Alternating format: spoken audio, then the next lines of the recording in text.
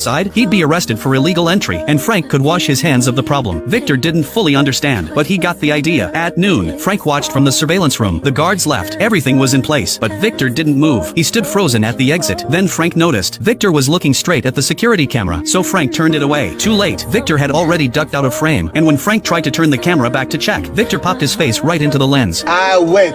Clearly, this plan wasn't going to work, but free snacks alone weren't enough to keep him going. He was starving. Then he noticed a woman return a luggage cart and get a quarter back in return. That's when Victor saw his opportunity. Most travelers didn't care about the 25-cent deposit, so they just left the carts behind. He gathered 3, returned them, and earned his first 75 cents. That bought him his first real meal in days, a hamburger. Soon, he was returning dozens of carts, upgrading from burgers to full combo meals. But Frank had been watching, and he wasn't going to let Victor turn his airport into a side hustle, so he assigned security staff to collect all the carts. Victor's cart retrieving business was over. Back to free snacks. Still, he didn't give up. He bought a dictionary and some books, and studied English every night with a headlamp. Day by day, word by word, he learned enough to start real conversations. When he felt ready, he went to Officer Dolores to apply for entry. She couldn't understand why he was bothering, but Victor smiled and said, You have 2 stamps. 1 red, 1 green. So, I have chance go New York 50-50. What he meant was, as long as he kept trying, he had a shot. Frank, meanwhile, was still keeping tabs on him. He figured Victor would eventually get desperate and do something illegal. Then he'd finally have a reason to get rid of him. But that night, something unexpected happened. A food delivery guy named Enrique brought Victor dinner. Why? Because Enrique had a crush on Officer Dolores, but was too shy to talk to her. He saw Victor chatting with her every day and came up with a deal. You help me win her heart, and you'll never go hungry again. Victor agreed. From then on, he talked to Dolores daily, not to apply for entry, but to find out everything she liked. Then he'd report back to Enrique, who rewarded him with meals from the VIP lounge. It worked out perfectly for both of them. During this time, Victor's English improved even more. He was finally fluent. Thanks to Victor's help, Enrique learned everything about Dolores, and Dolores started noticing Enrique too. Eventually, he worked up the courage to ask her out. He showed up in his best suit, nervous but hopeful, and when Dolores arrived, she held out her hand, showing she felt the same. They got married right there at the airport. It was simple, but unforgettable. Travelers clapped. Strangers cheered. That little wedding car became a symbol of love and hope for everyone who saw it. Watching it all, Victor realized he couldn't rely on Enrique forever. He needed a job, but no store in the airport would hire him. No ID, no phone number, nothing. At the last shop, the manager told him, even if I wanted to hire you, how would I reach you without a phone number? Victor took that as hope. He ran outside, memorized the number of a public phone, and gave it to the manager. The guy pretended he'd call. Victor waited all night. No food, no bathroom breaks. He just stood there, waiting. Eventually, the phone rang. The manager told him the job was already filled, and asked him not to sit outside the shop anymore. Heartbroken, Victor wandered through the